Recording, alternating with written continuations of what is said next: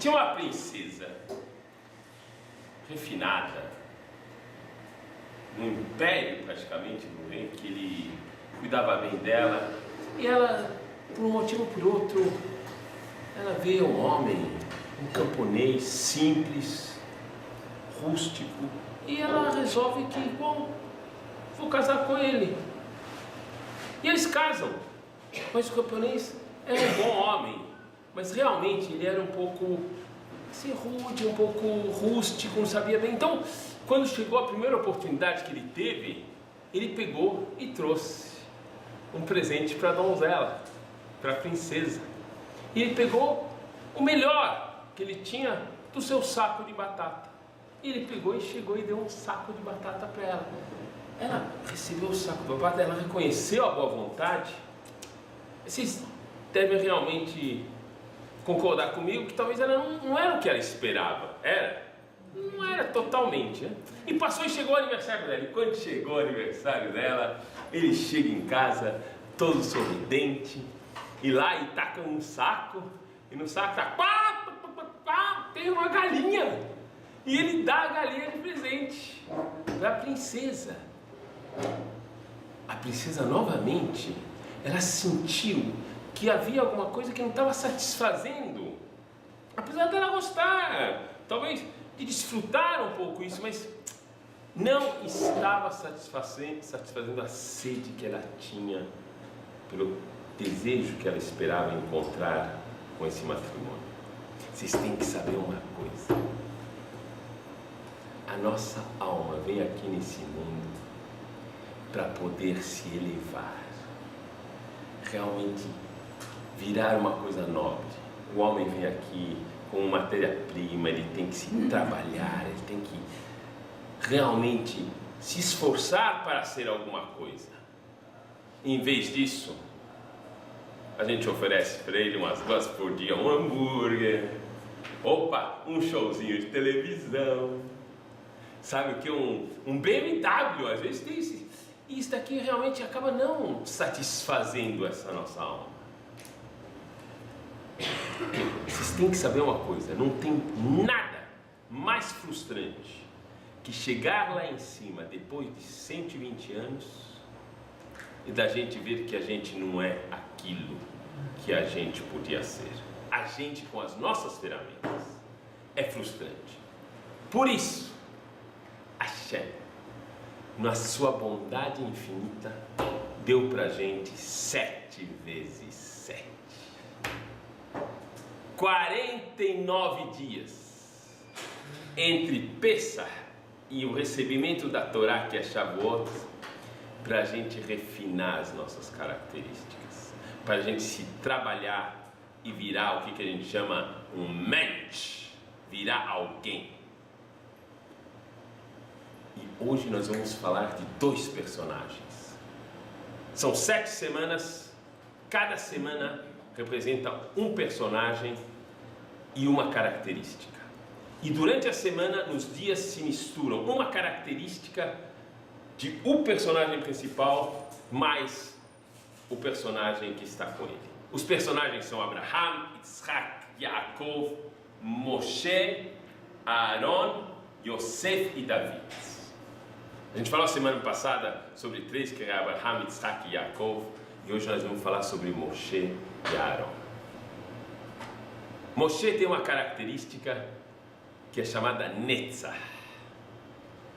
Nesses dias que a gente chama de Sefirat HaOmer, de elevação. Moshe, essa característica Netzach, se a gente fosse traduzir, a gente traduziria ela por eternidade. Na realidade, é uma das características que ele tem, que é uma mistura entre bondade, gratidão e humildade e decisão. E nós vamos estudar isso. E temos Aaron. Aaron, a característica é Hod. Hod vai ser glória, representada pela figura de Aaron, que era o homem mais amado da Torá. Ele tinha uma característica que é Ohev Shalom e Rodef Shalom. Ele gostava da paz e perseguia a paz. e vamos falar dele.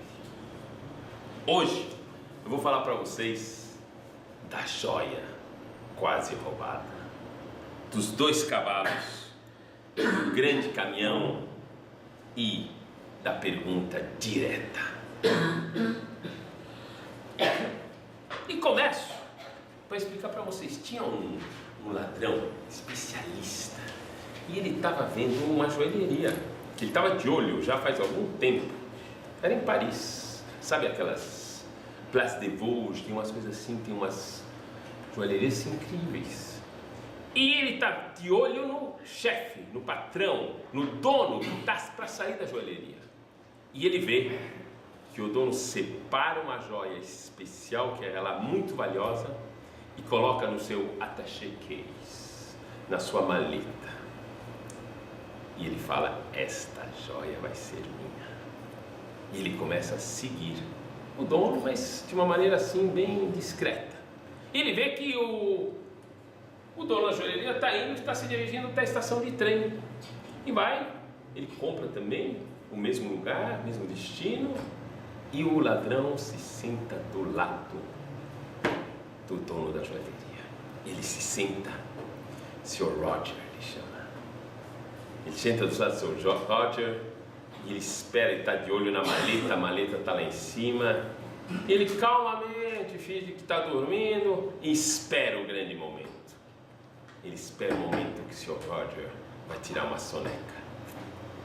A estrada é longa, são 3 horas, e ele, de repente, ele percebe que ele está começando a ficar com sono, dá uma cochilada. Opa! Roger acorda de novo, ainda não. Finalmente, o Sr. Roger adormece. E aí, o nosso ladrão resolve agir. Ele vai com umas luvas especiais, sem fazer barulho. Ele pega o attaché case, só estão os 2 no vagão. Ele abre o attaché case, que não tinha segredo, por incrível que pareça. E ele vê, ele está procurando a joia e não está lá. E a joia não está lá. Ele fala: como é que é possível que a joia não está aqui? E aí, discretamente também, com uma mão leve, bem leve, ele começa a ver, será que está no bolso? Ele tinha um blazer, ele coloca a mão aqui, não está, no outro não está, no bolsinho do lado, não está. E começa a ver, vai no bolso das calças, ele fala: eu sei, o lugar onde se esconde é as meias. Porque ninguém pensa em... Ele vai até as meias, toca, retoca e vasculha todo o homem e nada. Olha de outros lugares e nada. Ele fica: como é que é possível que eu vou perder uma oportunidade dessa? E ele vai e finalmente ele está assim agitado, está muito agitado. E Sr. Roger, o dono da joalheria, o dono da joia, acorda. E quando ele acorda, ele vê o ladrão com as mãos assim na cabeça e quase que chorando. Fala: o que você tem? O que te aconteceu? Fala: não, o que te aconteceu? Você pode me falar, eu vou te ajudar. Você não pode me ajudar? Não, eu vou te ajudar. O garoto: olha, eu vou lhe falar. É que eu, realmente, a minha profissão, eu sou ladrão, mas eu sou expert. Eu sei roubar coisas muito bem. E olha, eu esperei o senhor dormiu. Eu vi quando o senhor colocou a joia dentro da maleta, eu vi. E eu quero ela. Olha, eu vou falar uma coisa, eu não vou mais lhe roubar. Mas, por favor, o senhor pode me fazer um favor? Me fala onde que está essa joia. Eu tenho certeza absoluta que eu vi o senhor colocando na maleta. E aí o senhor Roger fala: olha, meu filho, eu vou te ajudar, as coisas vão melhorar para você, não fica chateado. Deixa eu te explicar. Quando eu fechei a joalheria, eu percebi que você estava me olhando. E aí, eu pus sim a joia na minha maleta e fui andando. E eu vi quando você comprou o ticket igual que eu, no mesmo destino. E eu vi quando você entrou no mesmo vagão que eu. E aí, eu falei assim: olha, ele é um ladrão profissional, mas eu sou um dono de joalheria profissional. Escuta, ladrão, sabe o que eu fiz? Eu peguei a joia e coloquei no teu bolso. Colocou no bolso do ladrão. E o ladrão coloca a mão no bolso e tá lá a joia. Como que eu não pensei? Como eu não pensei? A joia tá lá. Para vocês saberem que muitas vezes a gente vai procurar as joias em outros lugares e está com a gente. Muita gente foi tentar aprender ismos qualquer no mundo, que seja o seu próprio ismo, ou budismo, ou ismo islâmico, todos os ismos, e esquecem que nós somos a fonte da maior sabedoria que tem sobre a terra, o judaísmo. E é isto que nossa alma quer de alimento. E esses 49 dias são para a gente receber esse alimento. Moshe Rabbeinu. 3 grandes características de Moshe Rabbeinu que nós vamos falar. E hoje vamos falar também do mapa do prazer, para vocês terem uma ideia. Moshe Rabbeinu é salvo por uma mulher chamada Batiá. É salvo, ele tem um nome porque saiu das águas, Moshe, da água me tiraram, e ele rapidamente descobre que sim, ele está aqui para ser uma pessoa que pode ajudar o seu povo, que ele descobre que é Yehudi. Um dia ele vê um egípcio batendo no Yehudi, o que ele pega? E pá! Ele bate no egípcio, mata o egípcio. Outro dia ele pega e vê 2 Yehudim brigando. Ele vai lá e separa os 2. Parem aqui, o que é isso? E os 2 falam: o que você vai fazer com a gente? É a mesma coisa que um egípcio? E ele tem que fugir. Ele foge, vai para uma cidade chamada Midian. Ele chega lá, tem um poço, tem umas mulheres e tem uns pastores que estão realmente atrapalhando as mulheres. E ele chega para os pastores e pá, e salva as mulheres. E ele realmente vai acabar casando com uma dessas mulheres que são as filhas de Yetro, o seu sogro. Nesse momento a gente tem que se perguntar uma coisa: o que é isso? Que brutalidade! Vocês já pensaram aqui, sei lá, os nossos rabinos aqui, sei lá, imagine vocês, o rabino Ilo, o rabino Horus, o rabino Dishi, e pá, tem 2 pessoas brigando, vão separar. Como que Moshe Rabbeinu adquiriu essa característica? E aí é genial, primeiro ponto fantástico. Ele tinha a característica mais nobre que um ser humano pode ter: a karatatov, a gratidão. A gratidão está num nível superior do que o chesed, do que a bondade. É você pegar, dar e não só dar, mas reconhecer que ao mesmo tempo você está recebendo. Eu gosto de repetir essa frase: a gratidão é um mecanismo que transforma o receber em dar. Ele tinha caráter para quem? Já vamos explicar. E aí, ele tem gratidão. E o que tem a ver? Então, quem salvou ele foi a filha do faraó. Então ela falou: sabe o que? Ela me salvou? Uau, eu vou ter gratidão por ela. Até hoje tem mulheres que se chamam Batiá por causa que ela salvou Moshe Rabbeinu, por a karatatov, ou gratidão. Depois disso, quando ele matou o egípcio, a terra cobriu esse egípcio e ele não quis usar a terra para lançar ela. Quando Deus mandou na frente de Faraó: lança a terra para que venham os piolhos, ele não, se recusou. Ele foi salvo da água, ele se recusou a transformar a água em sangue. Então aí está a gratidão para quem é? Dona Viva. Mas ele subiu de nível. As pessoas são gratas. Então, você faz uma coisa para outra pessoa, a pessoa é grata. Moshe Rabbeinu, ele usou uma característica genial, hoje usada, mas ele foi o primeiro. Ele globalizou a característica da gratidão. Ele falou: fui salvo, eu não vou ser só grato para quem me salvou. Eu fui salvo, eu vou ser um salvador. Eu vou salvar tudo. Vai ter um egípcio batendo no livrinho, eu vou salvar. 2 estão se separando, eu vou salvar. Mulher sendo atacada, eu vou salvar. E aí ele vai salvar inclusive o próprio povo. característica dele, ele globalizou essa característica de Hakarat Hatov, de gratidão. E ele um dia já está morando em Midian, e ele está cuidando das ovelhas, está cuidando das ovelhas do sogro, e de repente, não mais que de repente, uma ovelha começa a fugir. E ele fala: como é que ela está fugindo? Onde que ela está indo? E ele vai atrás dela. E ela corre, ele corre, ela corre, ele corre. E finalmente, ele vê que ela não está fugindo, mas ela foi beber água. Quando ele viu que ela foi beber água, ele falou: uau, ela deve estar cansada. E ele pegou, carregou ela no colo para devolver ela para o rebanho. Primeira pergunta que eu faço para vocês: uma ovelha tem 4 patas. Um animal de 4 patas corre muito mais do que um ser humano de 2 pernas.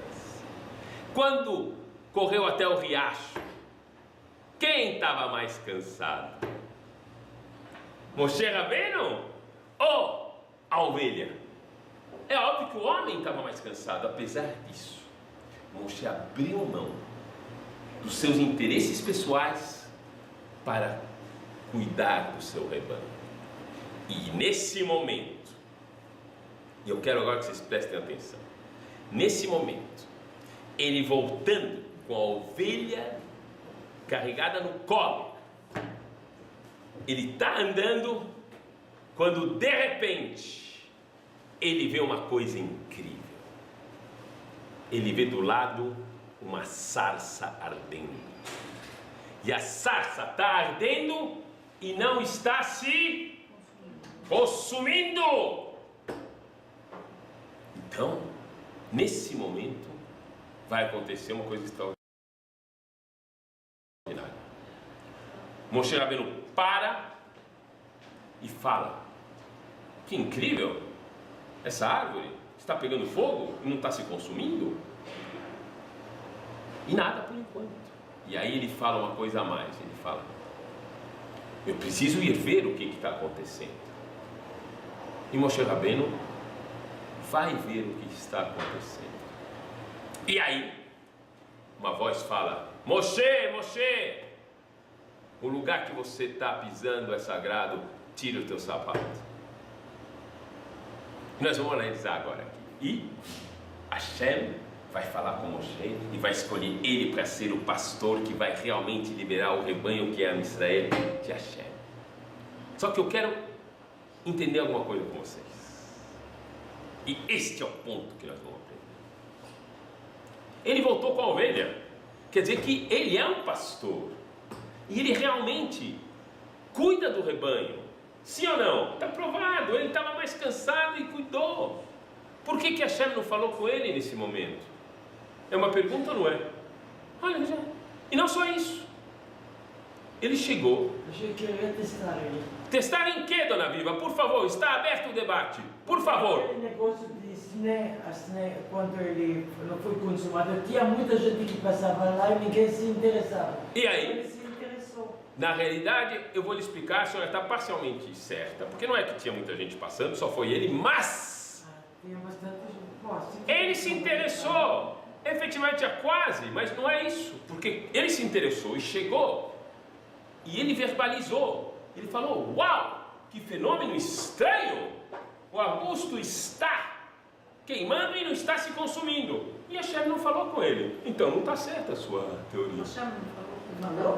Não senhora, não senhora, eu precisei uma coisa que eu vou precisar melhor agora. Mas do jeito que ele cuidava das ovelhas e de tudo, ele ia cuidar da Israel. Sim, mas então ele já viu que ele cuidava das ovelhas. Por que então ele teve que esperar que ele olhasse o arbusto e fizesse mais uma coisa antes de oferecer? E agora eu falo. Está escrito assim, eu falei para vocês, vocês não perceberam. Moshe viu que a árvore estava queimando e não se consumindo. E ele se interessou. Mas mesmo ele se interessando, Hashem não falou nada. Quando ele mudou de direção e foi em direção à sarça, só neste momento Hashem sim falou com ele. Não basta você se interessar, Não basta você ser um grande pastor, você tem que tomar a decisão de mudar, de pegar e falar, eu vou lá. E quando você toma essa decisão, sim, você está lá. É isto que é melhorar as suas características agora, nesses 49 dias. Você viu que ele é um grande líder, né? E eu vou me aprofundar um pouquinho mais nesse evento porque ele é genial. Moshe fez o seguinte raciocínio, e quem explica isso é o Rabino Sitruk, para vocês saberem, falecido. Ele explica que Moshe, ele viu o fogo, ele sabe que o fogo é o símbolo da paixão. Não, realmente uma coisa incrível. Ele falou, olha, eu sei o que é paixão, existem vários tipos de paixão, mas todas as paixões são efêmeras. Que seja de um homem por uma mulher, que seja de um homem pelo seu trabalho, que seja de um homem pela sua criação, um músico, em todo caso é efêmera. Qual que é essa paixão que não acaba, que é Netzach, que é eterna? E aí ele vai descobrir qual que é essa paixão eterna. Para explicar isso eu falo da Havdalah. Shabbat à noite a gente termina e faz uma Havdalah. A gente corta o Shabbat com os dias de semana, a gente separa. Para isso a gente faz uma coisa interessante, a gente pega um copo e com a boca a gente vai falar uma reza que se chama Havdalah. E a gente começa falando Boré Peri Agefen. A gente usa a mão, é um dos sentidos, o tato, que mostra um dos prazeres do homem, que é o tato. Você pode ter tato tocando algumas coisas, tendo algumas sensações gostosas com o corpo, mesmo tomando um banho, mas não dá para ficar muito tempo. Depois de 10, 15 minutos, qualquer uma desses prazeres corporais acabam. Para. Depois você tem outro prazer que é a boca, que você fala o kiddush, você vai falar o kiddush. E num restaurante fino, e ser servido com aqueles talheres, e o primeiro prato, o antipasto e tudo mais, dá para ficar 1h, 1h15, 1h30 num restaurante de alto nível, assim, apreciando uma comida. Mas depois também, quando você acaba de comer, a primeira coisa tem que tirar a comida da tua frente. Antes de vir a sobremesa, tem que tirar tudo, só assim se desfruta. Depois nós vamos se elevar, porque saibam vocês que o mapa da Havdalah é um mapa do rosto do ser humano. Tato, boca e agora vamos chegar ao olfato, ao nariz. Você sabe que o prazer de você cheirar algumas coisas, que vai ser através desse caminho, na França é uma coisa refinadíssima. Tem museu do perfume. Você pode passar vários e vários momentos apreciando bons odores que vão entrar dentro de você, que te deixam a alma muito mais alegre. Depois disso, nós vamos se elevando então no nosso rosto e nós vamos ter os ouvidos. Ouvidos, pessoas que gostam de música clássica, Chopin, Tchaikovsky, podem ficar horas e horas se deleitando através da música e sentindo que aquilo lá realmente penetra na sua alma. Depois disso, nós temos a visão, que a gente usa para fazer Boré Moreaesh. E a visão, quem já viu um pintor, um Degas, um Portinari, se vocês vão vendo, olha, eles podem ficar meses e meses na frente de uma tela, apreciando a paisagem. Qualquer hotel no mundo, se tem vista bonita, é mais caro. É incrível. Você tem um prazer enorme através dos olhos. E eu quero fazer um detalhe para vocês entenderem bem.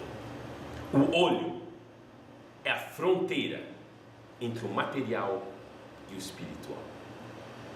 A prova é que se entrar um cisco, por menor que seja no teu olho, você não consegue aguentar.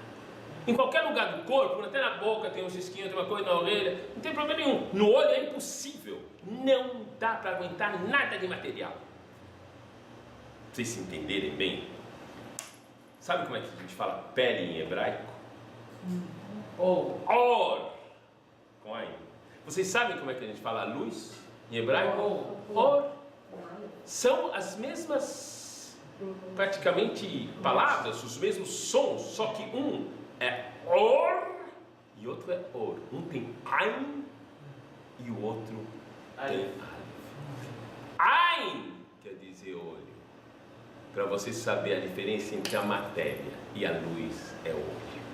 Entre o espiritual e o material é o olho. E aí nós entendemos, olha, dá para ter muito prazer, mas é limitado. E aí a gente vai se elevar no nosso mapa do prazer, falando do tato, da boca, do nariz, dos ouvidos, do olfato, dos olhos. E agora chegamos aqui. Chegamos na mente humana. Vocês sabem que Pasteur, um cientista, ele descobriu várias vacinas em função de que ele esqueceu um queijo que ele deixou de comer, porque ele não estava mais pensando em comer. Einstein, várias vezes, quando ele estava descobrindo a teoria da relatividade, ele andou sem calças na rua. Esqueceu. O que é colocar calças quando eu estou bolando a teoria da relatividade?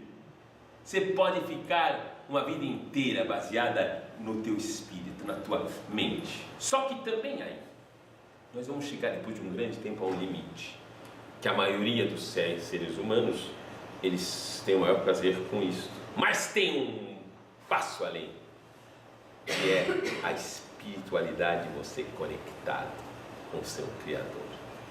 Esta é a única paixão que não se consome, que você pode ter a vida toda. E é isso que Moshe Rabbeinu falou: eu vou ver o que é esta paixão. E aí sim, ele mudou. Este é o ponto, você saber mudar. Nós vimos duas características de Moshe: a gratidão, e vimos aqui a tomada de decisão. E como ele vai ser escolhido para ser realmente pastor. E ele tem uma outra. Tem uma outra que é importante. Que o próprio Hashem fala que ele era o homem mais humilde que já teve na face da terra. Humildade. Primeiro frase de efeitos para vocês saberem. A humildade não é a falsa percepção de você achar que você é pequeno, mas a real noção que você está diante de algo muito grande. Moshe Rabbeinu sabia que ele era um grande homem, mas sabia que Hashem é coisa muito maior que ele. Quando você sabe isso, você é realmente humilde. Não é aquele falso humilde. Para vocês entenderem bem isso, eu conto a história do amigo que pediu emprestado o caminhão do Johnny. Falou, chegou, Johnny, se me empresta o caminhão, eu vou pegar e vou fazer uma mudança. O Johnny tinha um caminhão grande, sabe o que diz lá? Opa, mas sem problema, só cuidado. Sabe o que? Cuidado nas pontes, porque as pontes têm limite de altura. Deixa comigo, qual que é isso? E tá lá Reuven, que já colocou a carga no caminhão, e tá andando, e de repente tá lá, o que tá lá? A ponte. E a ponte estava lá, 3,90 metros de altura máxima. E ele olha Reuven e fala: I will do it. Eu acho que eu passo, eu vou passar. E dá pra passar. E ele fala lá, ele fala: vou até acelerar um pouquinho. Ele acelera assim, com o caminhão de quem? Do Johnny. E tá lá e acelera. Quando ele tá passando no caminhão, ele sente lá um barulho de ferragem. E o caminhão para. Não passou. Não passou. Ele vê lá que é o caminhão do Johnny, o que eu vou fazer, o que eu não fazer. Ele dá um jeito, ele vê, ele vai empurrar, não vai empurrar, chama guincho, não chama guincho. E aí tentam tudo, fazem, não dá certo, não dá certo. Até que a fila é grande, já está na estrada, todo mundo buzinando. Aí chega um jovem, uns 18 anos, fala: posso ajudar aí? Qual é o problema? Como você pode ajudar? Vai vir aqui. O senhor deixa ajudar? Não, claro, tá bom, então deixa eu fazer. E aí o jovem pega e tira uma faca e vai lá nos pneus e pá, pá, pá, e pá, e murcha os 4 pneus do caminhão. E o caminhão desinfla e passa. Não leva 3 segundos e vai embora. Simples! Muitas vezes a gente fica preso em várias situações porque a gente não quer se desinflar e a gente fica com os nossos preconceitos, nossa honra, nosso orgulho, nosso ego que vai se enchendo. Saibam vocês que todos sem exceção, que acabam cometendo alguns erros e se colocam na situação em que deveriam voltar para trás, todos estão arrependidos, mas eles não conseguem tomar a decisão por causa que isso daqui vai ferir o seu amor próprio, o seu orgulho, e você fica stuck, você fica preso. Dá uma desinchada, dá uma desinflada, você vai ver que tudo passa muito mais rápido, muito mais simples. Isso daqui foram as características de Moshe importantes que a gente vai guardar bem. Não esqueçam: gratidão, tomada de decisão e humildade. E eu passo agora para outro personagem. Outro personagem, quem que é Aaron, que é o irmão dele. Aaron é o irmão de Moshe. E os dois, na realidade, vão ser os escolhidos para tirar o povo do Egito. Antes de eu entrar para falar do irmão, que é Aaron, eu vou continuar contando o que aconteceu durante o evento da sarça. Durante o evento da sarça, Hashem está falando com Moshe, e Moshe escutou, e Hashem fala: escuta, você vai ser meu pastor, você vai liberar o meu povo do Egito. E Moshe, que a gente sabe que ele era humilde, falou: não. E ele tão dificilmente aceitou essa ação que Hashem ficou bravo. Falou: como? Eu estou te falando para ir. E Moshe falou: não. Só teve uma maneira de Hashem convencer Moshe de aceitar a tarefa. Alguém sabe? Eu sei. Oh, dona, já vou lhe dar a palavra, vai ser uma delícia lhe dar essa palavra. Ele falou que Aaron vai ajudar ele. Ele vai ser a boca dele. Quase. Eu vou lhe explicar. A senhora falou uma coisa que tem a ver, mas a senhora não pegou no ponto. Está de parabéns. 2 ou 3 ou talvez 10 pontos. Moshe, ele não quis aceitar, porque Aaron era seu irmão mais velho, 3 anos mais velho. E ele estava disposto a deixar em perigo 600 mil pessoas, 3 milhões total, sem ser liberados do Egito, para não deixar Aaron envergonhado. É genial ou não é genial? E ele só se tranquilizou quando Deus falou para ele: Aaron Vai ser correto. Vai ser papaço. Ele vai dar. Não, ele não falou isso. Falou, e pela primeira vez a Torá vai divulgar que Hashem sabe o que acontece na mente e no coração do homem. Está escrito: Ve'Aaron Samach Belibo. Ele está alegre dentro do coração dele que ele vai ser o teu inferior, que você vai ser o chefe. E aí sim, Moshe aceita. E eu explico melhor ainda. Como? Hashem falou por Aaron para... Ele falou assim: escuta, Moshe, você não quer aceitar porque Aaron é mais velho que você. Ele tinha que ser aquele que tem que liberar o povo do Egito. Mas saiba você, ele não está com ciúmes, ele não vai ficar envergonhado. Ele é samer, ele está contente. E aí, quando ele falou isso, e que realmente Aaron estava realmente sentindo isso, se criou as condições para que Am Israel seja libertado. Por quê? desde que o mundo foi criado. Os irmãos brigaram. Caim e Heber, um matou o outro. Vai vir Noah, e Noah vai se separar de todos os irmãos que vão acabar, vai vir um dilúvio. Os filhos de Noah, eles vão brigar. Nós temos Shem, Yafet e Kenan, que vão brigar entre eles. E as descendências, até mesmo quando vai vir Abraham. Abraham vai brigar com o pai dele, vai brigar com os irmãos. E os filhos de Abraham, quem são os filhos de Abraham? Nós temos Ismael e Yitzhak. São amigos? Não são, brigaram. E depois vai ter Yitzhak. Yitzhak vai ter 2 irmãos, 2 filhos. Yaakov e Esav. Brigaram ou foram... Não. E Yaakov vai ter 12 filhos. E num deles é Yosef. E tem 11 que são 3 e brigam. E brigam. Finalmente, vai chegar 2 irmãos que não vão brigar. E um, que é menor que o outro, vai aceitar de bom grado.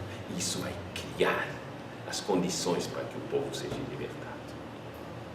E aí nós vamos começar a entender esse personagem que se chama Aaron. Aaron, a característica dele é Hod, que é a glória, que é você realmente almejar a paz, o Shalom. Ele, Ohev Shalom e Rodev Shalom. Ele amava a paz e perseguia a paz. O que quer dizer isso? Quer dizer que ele usou uma característica que se chama Shalom. Shalom vem de uma palavra chamada Shalem. O que quer dizer Shalem? Completo. E agora eu explico o que é a disputa e a paz. Em hebraico, a disputa se fala mahloket. Mahloket. E paz se fala shalom. Shalem. Mahloket, sabe o que quer dizer? Vem da palavra helek. Helek é parte. Quer dizer, ma-helek. Qual a parte? Qual a parte que você está vendo? Ou seja, 2 pessoas estão vendo um mesmo objeto e um vê uma parte e o outro vê outra parte, mas é do mesmo objeto, então dá uma discussão. Eu falo que é isso, eu falo que é isso, mas é uma questão que o que eles estão vendo? Ma-helek, mahloket, tá certo? Que é a característica daqueles que aprendem a ver que e só vê o detalhe de uma pessoa. Então essa pessoa fez um erro, uau, acabou. Enquanto que Shalem, você aprende com teus olhos a ver o todo. 99% é 100% good. E 1%, uau, não é tão bom. E daí, coloca na balança, vê o tudo, aprenda a ver um copo cheio.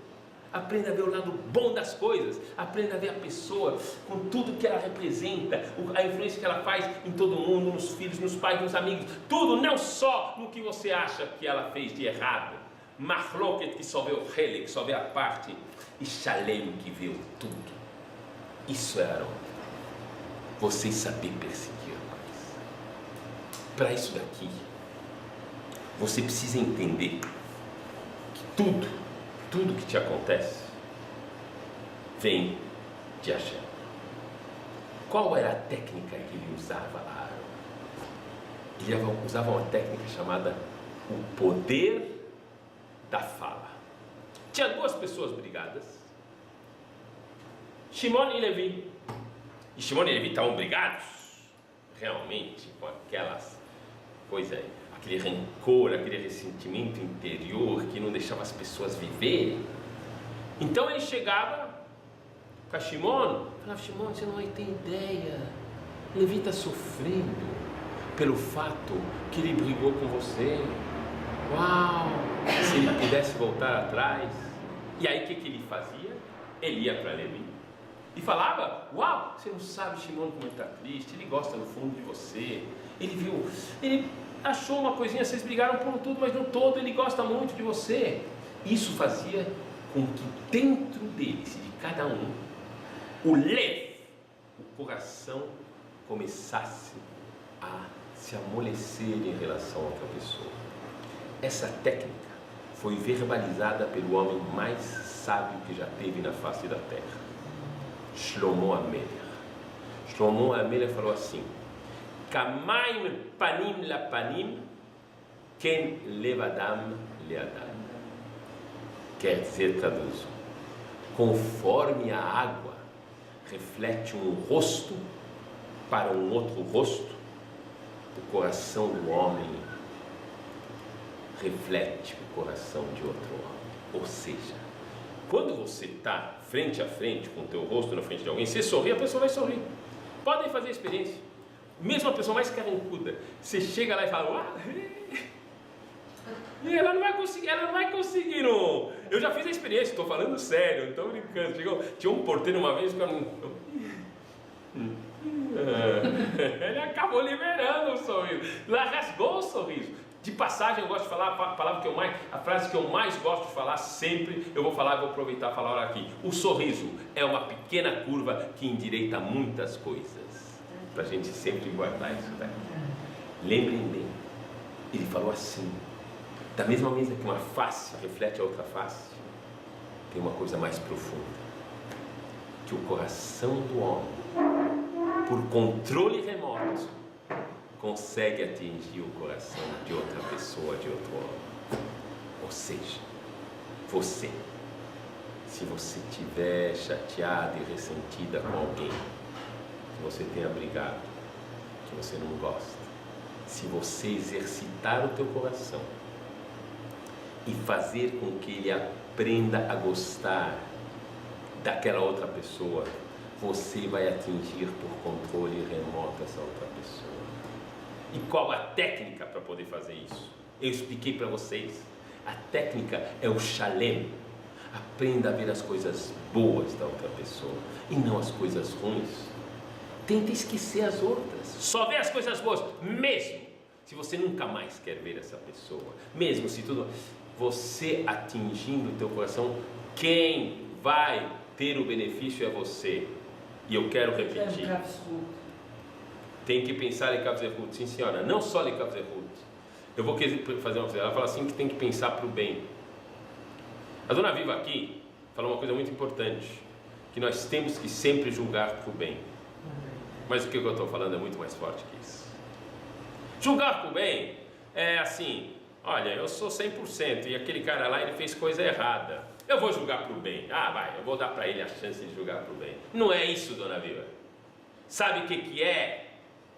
Ken levadam leadam é você achar que você está errada. É isso que a gente tem que vir aceitar. Não é fácil. E aí sim o outro ele vai sentir bem. Não, eu vou dar a chance que vou pensar. Claro que tem que pensar para o bem, mas não quando você acha o outro culpado, porque aí uma superioridade. Você está entendendo? Você tem que saber uma coisa importantíssima. As pessoas se soltarem, serem mais simples, não querem buscar o kavod.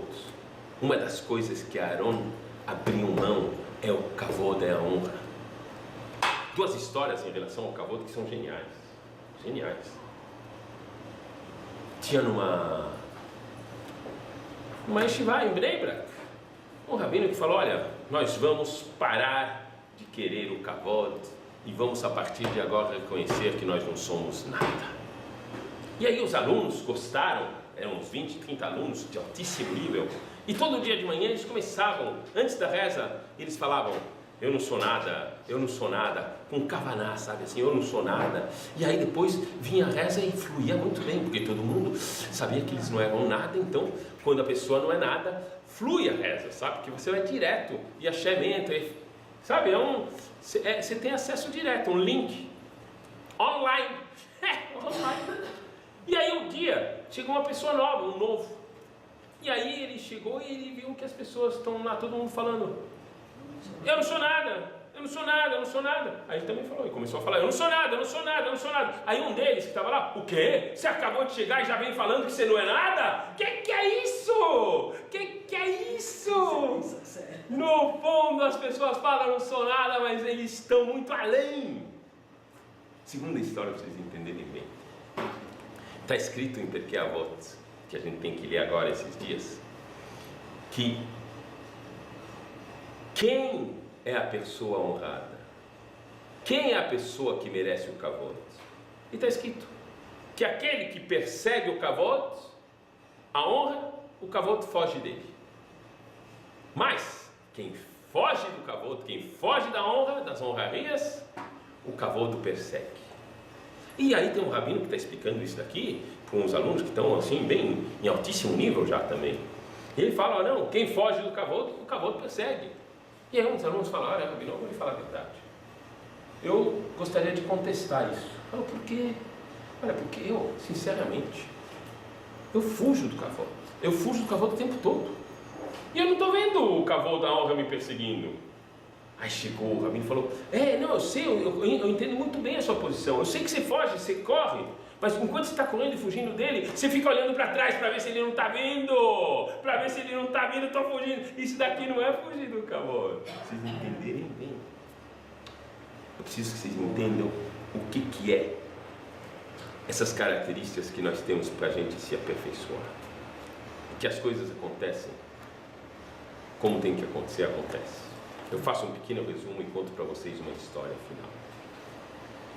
Nós falamos aqui da princesa, da alma que vem aqui e que ela está esperando ser alimentada com o alimento correto. Da mesma maneira que uma pessoa que só vai comer hambúrguer em algum lugar vai ter uma deficiência nutricional. A alma, se ela não tem a alimenta correta, ela também vai ficar com um defeito nutricional. E você tem que cuidar dela da mesma maneira que você tem que cuidar de um defeito físico. Vimos que Hashem deu para a gente 49 dias, 7 vezes 7, para melhorarmos essas características.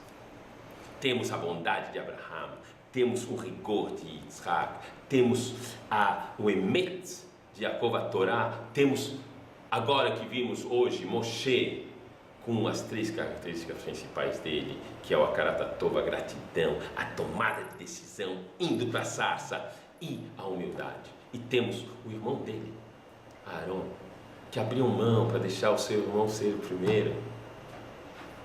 Vimos que ele quer a paz, e a paz só pode ser conseguida quando você abre mão de ver os pequenos detalhes, aprenda a ver o lado bom das coisas. E vimos que você tem que se afastar efetivamente do kavod. Isso daqui só é possível quando você entende que tudo vem de Hashem. Tinha um Rebbe, que é o Rav de Brisk, Bet Alevi. Ele chegou uma vez para o talmid dele, que não via faz um tempo, para o aluno dele, falou, o que você faz? Ele falou, não, sabe o que? Eu peguei, comprei uma indústria, estou trabalhando e está dando certo, porque o mercado melhorou e tal. Depois que eles falam 5 minutos, chega o Bet Alevi e pergunta para ele de novo, o que você faz? O empresário pensou, olha, coitado, ele já tem um pouquinho de idade. E falou, não, eu estou fazendo isso aqui, eu vou também fazer outra coisa, que eu talvez vou fazer uma sociedade com alguém, vão começar a importar e as coisas, mas eu não posso me queixar e tudo mais. E vai passando o tempo até que mais uns 5, 10 minutos, de repente o Bet Alevi falou, o que você faz? E aí ele achou estranho e começou de novo a querer falar o que ele faz, quanto ganha. Aí o Bet Alevi parou ele, o Rabbi falou, escuta, 3 vezes eu te perguntei o que você faz. Eu não estou perguntando para você o que Hashem faz por você. Tudo que você faz, que você ganha, que você não é Hashem que faz por você. Eu quero saber o que você faz por você. O que você está fazendo por você. Melhorando, decidindo estudar, decidindo melhorar, não ser orgulhoso. Isto é o que você pode fazer por você.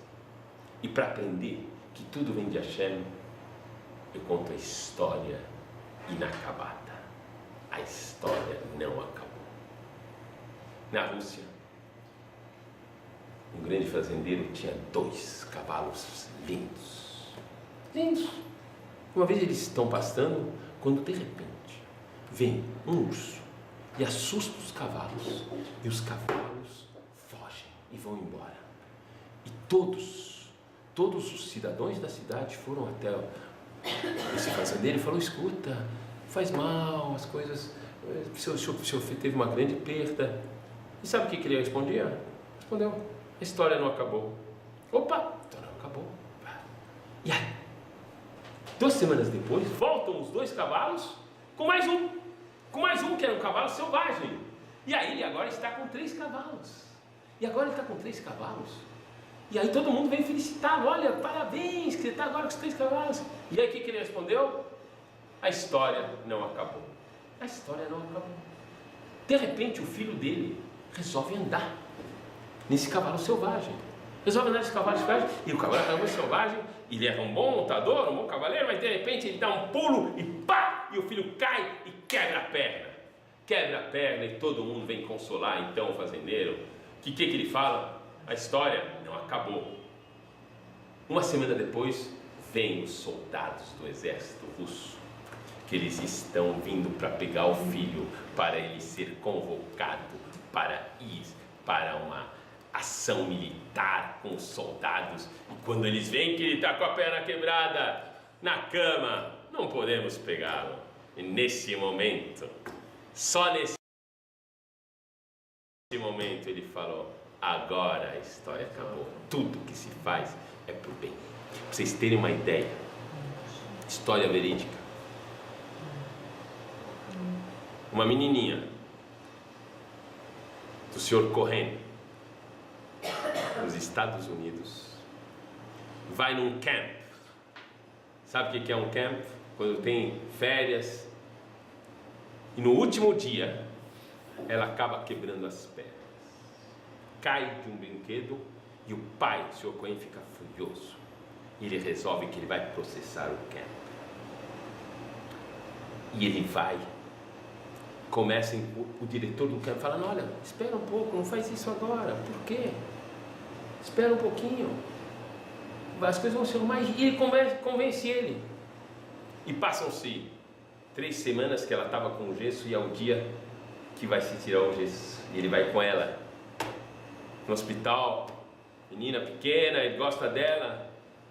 E ele está lá quando nesse dia, de manhã, 11 de setembro de 2001, Twin Towers, um avião pega a primeira torre, que é onde que ele trabalhava, e ele não está, porque estava com a filha, que quebrou as pernas e ele ficou raivoso. Temos que saber que as histórias, às vezes acabam, mas muitas vezes estão andando e tudo é para o bem. Tudo que ele faz é para o bem. Nós temos que ajustar nossas características para saber apreciar. Foi ótimo ter falado com vocês. Tudo de bom.